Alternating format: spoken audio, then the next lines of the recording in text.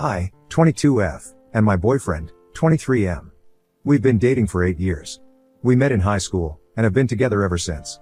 We've grown and changed with each other, miraculously, and our relationship has been amazing.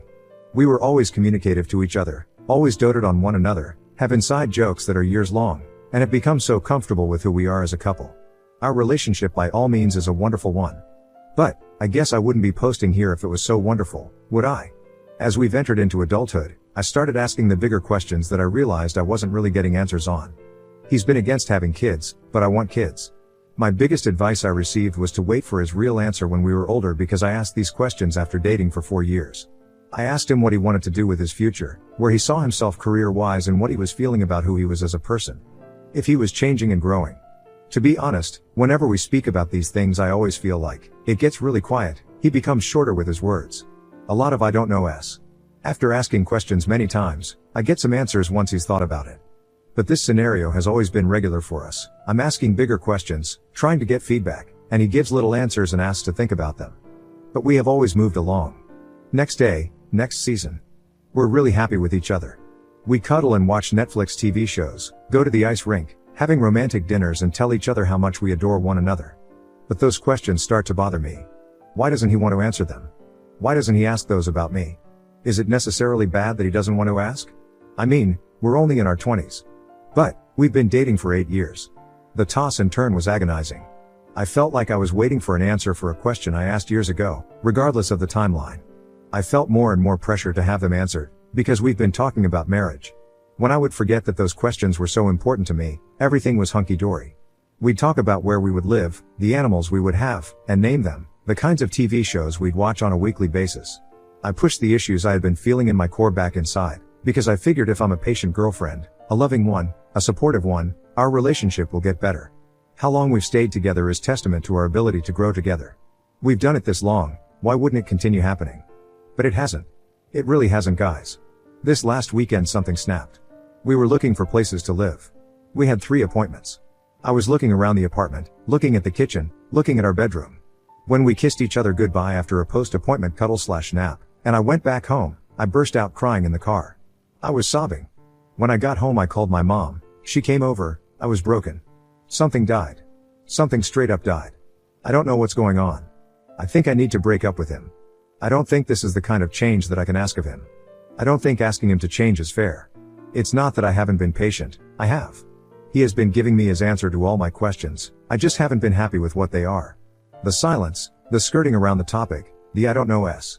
I thought we could grow through any scenario, but moving in together put it all into perspective for me. I'm not ready to move in with this guy. Earlier in the year, he told me he was alright with kids, with having them, too. After that conversation, such a huge flood of relief hit me that I think spurred this season of ignorance. He answered my big question, so I was happy. But the reality is setting in. Does he actually mean that? Did he say that to appease my asking? He has told me that I'm the best thing to happen to him, that he loves me and that I inspire him to be a better person, and that he's happy he's with me because he wouldn't know how to date anyone else at this point since we've been together for so long. I wish he had the motivation and drive and a goal for himself. I wish he thought about his future. I wish he was more excited about life, more positive about life. I wish he wasn't so angry at people and himself. I wish he approached his problems readily and openly. I wish he was more emotionally available. I wish I knew how to do this without destroying him, because I think it will. His family would all turn on him, I know it. We've been talking about marriage. We're looking at places to live together. And I just imploded. I imploded. My gut is telling me to do this, and it's never been wrong. But how? How on earth do I do this? Edit. Thank you everyone, so much, for your comments. All of them, I've read every one. I think after the initial hysteria and realization of what I was feeling, and putting it into written word, that I've come to realize what I'm truly feeling. I'll post an update after this weekend when I talk with him. I'll tell you how it goes. Update. So, the big conversation happened on Friday, a day earlier than what I was expecting. After writing this post and speaking to trusted family and friends, I decided I didn't want to wake up like I had all week feeling like shit anymore. I'd open my eyes and just immediately feel that familiar pain in my chest. I wanted it to be over. He had been texting me normally in the week, so I knew he wasn't expecting this. It made it so much harder. That part wasn't easy, texting him back very plainly to avoid lying or leading him on. But I asked him if he'd like to meet on Friday and he said he'd love to, so I went over in the morning after running a few errands with my brother. He drove what he called the getaway car and said he'd pick me up when it was over. It was so hard. His family was decorating the house for Christmas. As soon as I got there, his mother asked me to help drape some garland across the front porch. I stood there with my heart in my throat, helping her out. As soon as I found a window, I walked into the house and found him in the kitchen. He was still in his pajamas. I asked if we could talk in his room, and he said sure.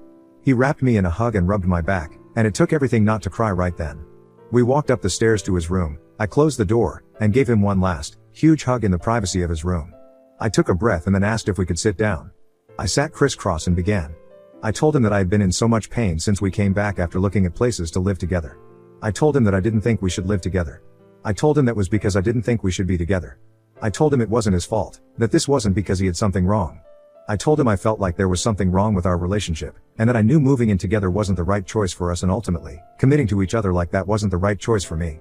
I told him that I wasn't able to commit to him in that way, when the choice came. I told him that it wasn't a smooth transition, that this decision came all at me at once like a freight train. I told him that I was sorry. He asked me why I was doing this. He looked absolutely shocked. He told me he thought everything was perfect and that he didn't understand why I was saying this. He asked me where we should go from here. I told him I wanted to talk this out, since we'd been together for so long. I told him I wasn't going to waver in my decision because I felt like it was the right choice to make, but I wanted to talk it out.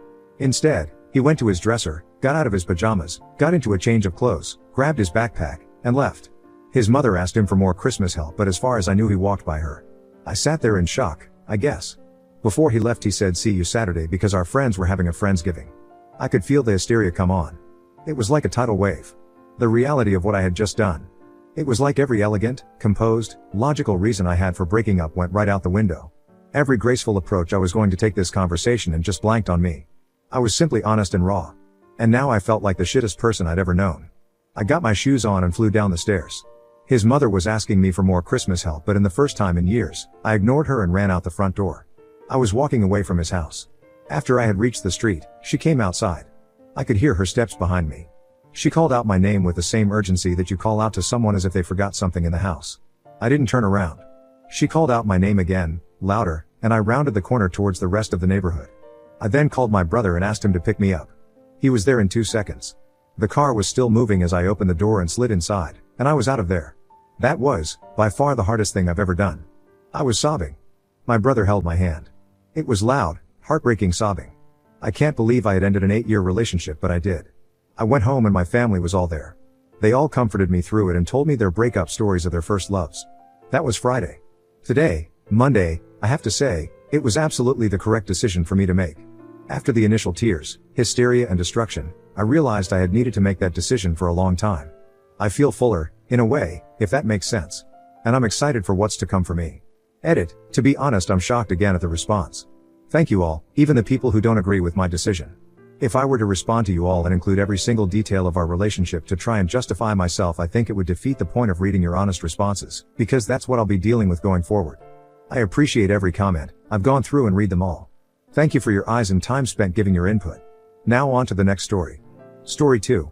Caught my friends sexually assaulting my blackout drunk GF and filming it at her graduation party.